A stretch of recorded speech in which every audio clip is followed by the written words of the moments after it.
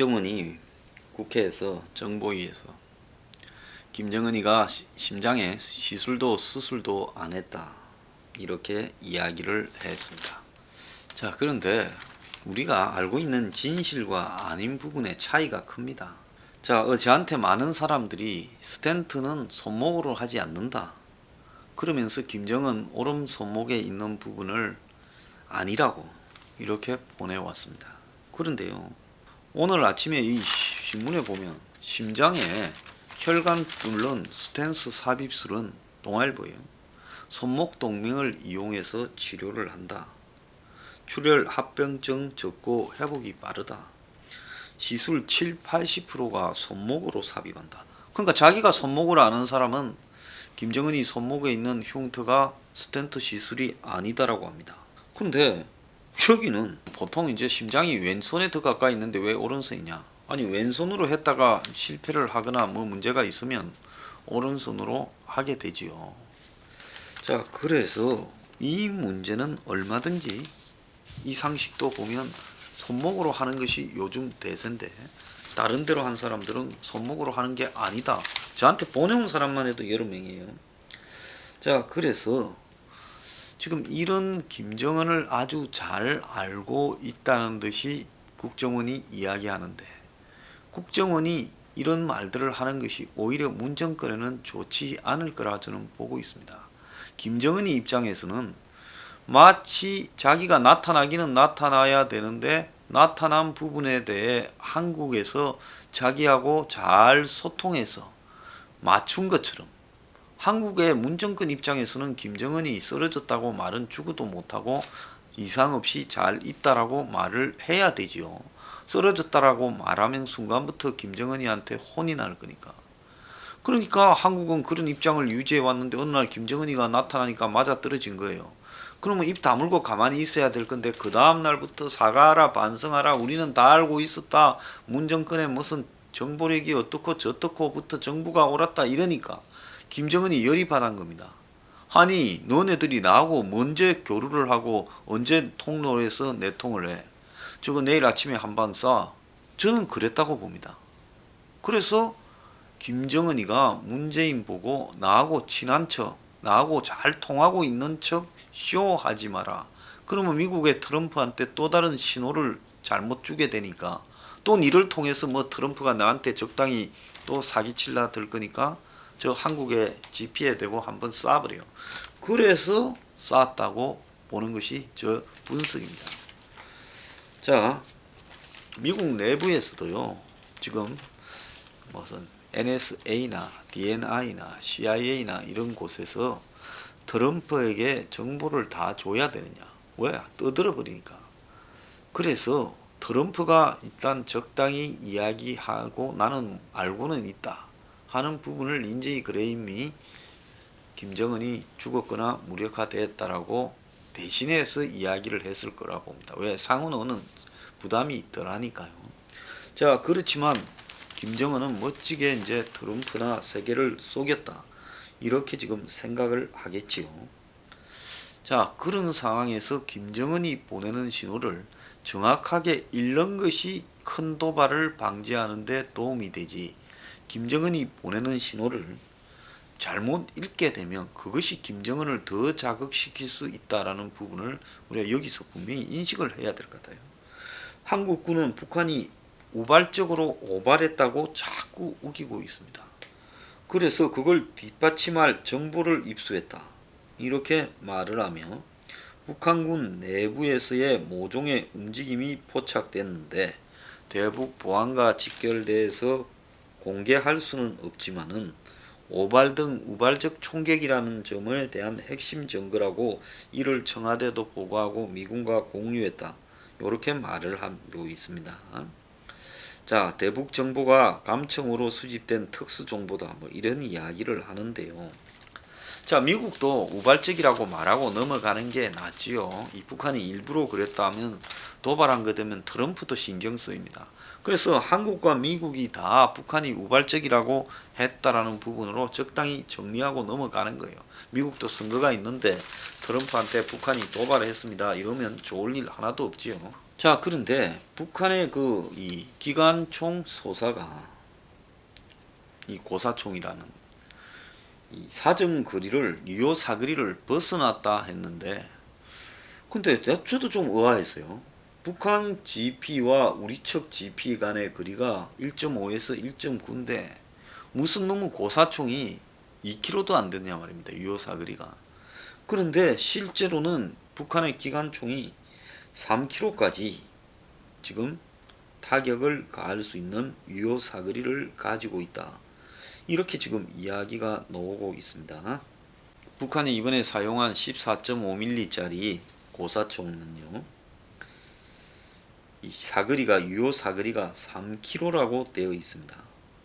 나머지 화기들은 유효 사거리가 짧아서 73년식 기관총은 1km. 자, 그동안에 북한의 이 14.5mm짜리 고사총의 유효 사거리가 1.4km라고 이래 알려졌는데, 자, 이거는 고사총의 원래 유효 사거리가 어떤 겁니까? 고사총. 그러니까 비행기나 이 헬리콥터 등이 날아갔을 때 하늘에다 대고 쏘았을 때 1.4km라는 거예요. 근데 그걸 하늘에 대고 쏘지 않고 그냥 이 땅에서 땅으로 쏘게 되면 대공하기는 올라갈 때는 중력의 이 법칙의 영향을 받아서 더 이상은 못 올라간다라고 보겠지만은, 그걸 갖다가 지상에서 수평이나 약간 올려서 쏘게 되면 그거는 1.4km가 아니라 지금 3km까지 간다라는 겁니다. 그래서 이 부분의 유효 사거리 부분을 가지고 엉터리로 해석을 해서 하늘에 비행기를 쏠 때 1.4km 올라간다라는 식으로 이렇게 해석하는 것은 잘못이다. 그래서 북한의 특수작전부대가 동원이 되어서 쐈을 거라는 이야기도 나오고 있습니다. 그런데 이 고사총이라는 것은 정확하게 맞추기가 쉽지 않은데 한 1.5에서 1.9까지 떨어진 거리에서 쐈는데 네 발이 아군 GP에 탁 그냥 그대로 딱 꼽혔어요. 콘크리트를 뚫고요. 그러면 이거는 탄착군을 형성한 부분인데, 이거는 숙련된 이 특수 부대원이야 가능하다. 지금 이런 이야기까지 나오는 겁니다. 자, 그런데 문재인이가 며칠 전에 4월 27일입니까? 판문점 뭐 평화지대를 만드니 어쩌니 하더만은 북한의 GP 총격 와중에도 북한이 사과도 하지 않는데 판문점 개락을 재개하겠다라고 이야기를 하고 있습니다. 그래서 통일부는 총격을 맞은 GP와 이제 관광객들이 DMZ 둘레길을 둘러보고 올라가는 GP는 거리가 많이 떨어져 있다. 이렇게 말을 하고 있는데, 자, 이 철거된 GP가 1.2km 떨어져 있대요. 그래서 북한군의 고사총 사격권 안에 들어간다라는 겁니다. 자, 만약에 그 앞에서 관광한다고 다니는데 북한에서 총알이 날라와서 맞아 죽었을 때는 그 다음에는 어떻게 할 거냐는 거죠. 자, 근데 북한이 이제 이 시간 이후에 어떻게 할 거냐. 트럼프가 당선되는 게 낫다라고 김정은이는 생각할 거예요. 김정은이는 아마 지머리 털라고 트럼프가 좀 되니까 만나볼 수 있었지, 바이든이나 다른 미국의 좀 일상적인 기존의 대통령 같았으면 김정은이를 안 만났겠죠. 그러니까 김정은은 트럼프를 가지고 계속 가는 게 낫다라고 보고 트럼프가 당선되기를 바랄 거라고 봅니다. 그러면 김정은이가 하는 일은 뭐냐?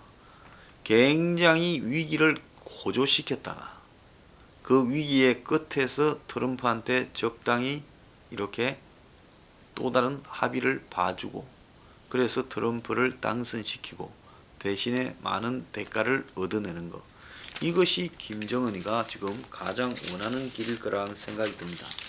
자, 그러면 위기를 이제 고조시켜야 되는데 뭔 위기를 이렇게 고조시킬 거냐? 북한이 잠수함 발사 탄도미사일을 쏠 가능성이 높아진다. 그래서 북한의 이 잠수함 기지가 있는 심포에서, 한경남도 심포 동해안에서 이 SLBM 개발에 쓰이는 수중 사출 장비가 계속 드러나고 있다는 거예요. 그래서 북한이 이제 이걸 가지고 SLBM을 이렇게 발사할 건데, 그러면 이번에는 SLBM을 잠수함에서 발사하냐 그냥 SLBM만 따로 쏘는 거냐 하는 문제에서 실제로 잠수함에서 쏠 가능성이 크다.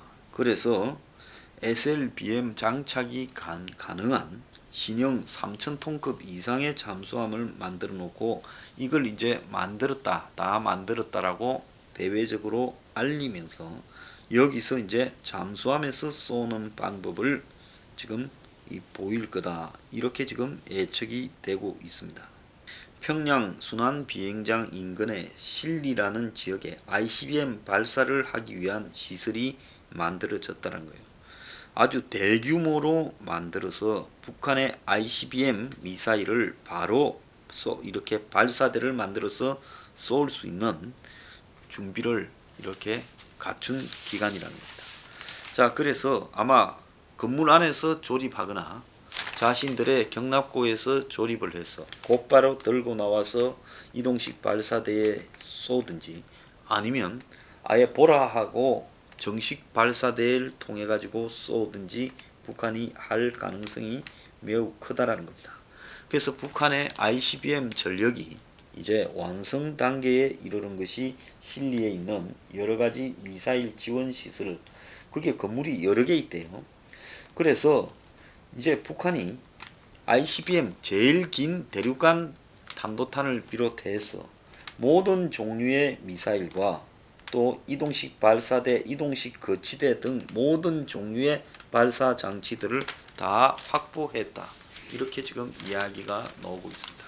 혹은 지금 북한 문제에 대해서 국민들이 잘 모르는 부분은 적당히 속이고 가는 것 같은데요. 현장 지휘관이 판단해서 대응 사격을 했다 하더만은 현장 지휘관 GP 초소장이 아니라 사단장한테까지 보고가 되어서 사단장 지시로 지금 이 대응 사격을 했다라고 이야기가 나오고 있습니다. 그러니까 GP의 소초장인 중위가 판단하는 게 아니라 판단 못하지요. 잘못 쌓았다가는 맞아 죽지 않겠습니까? 그래서 내가 굉장히 우려되는 거는 북한이 앞으로 비무장지대에서도 도발을 가할 수 있어. 이게 제일 싼 거죠. 총알 몇십 발로 도발의 효과를 엄청 얻을 수 있는데, 근데 북한이 거기에서 쌓았을 때 현장의 소초장이 이럴 때 어떻게 대응해야 될지를 모르고요. 그냥 우물우물하면서 위에다가 보고하고 이러다가 큰일이 날 수도 있다는 겁니다. 근데 이번에도 북한의 총격 이후에 사단장한테 보고하고 지시받는다고 20분이 지난 뒤에 뒤늦게서 대응 사격을 하고 방송하고 또 쏘고 이랬다는 거 아닙니까? 그래서 현장 지휘관이 대응 사격했다라는 말은 후방에 있는 사단 사령관이 이야기한 부분이 어떻게 현장 지휘관입니까? 그것도 거짓말인 겁니다. 자, 11월에 미국의 대선이 있다고 보면 북한은 이제 올 여름쯤에 아마 극심한 다양한 형태의 도발을 할 거다. 잠수함을 동원해서 SLBM을 쏘고 또 이동식 발사대를 가지고 또 ICBM을 쏘는다. 내지는 또 DMZ에서 재래식 도발을 하거나 포격을 한다. 이런 것들이 뒤섞여서 계속 도발 강도가 높아질 거다. 이렇게 보입니다. 자, 그래서 북은 결국 트럼프하고 마무리를 지으려고 생각하기 때문에 그 전까지 문재인에 대해서 별로 이렇게 접촉하거나 중간에 세우기를 원하지 않을 거라고 보고 있습니다. 자, 그런 입장에서 자꾸 문이 북한하고 잘 알고 무슨 연결 통로가 있는 척하고 하면 북한이 일부러 더 도발할 가능성이 크기 때문에 신중할 필요가 있다. 저는 그렇게 보고 있습니다.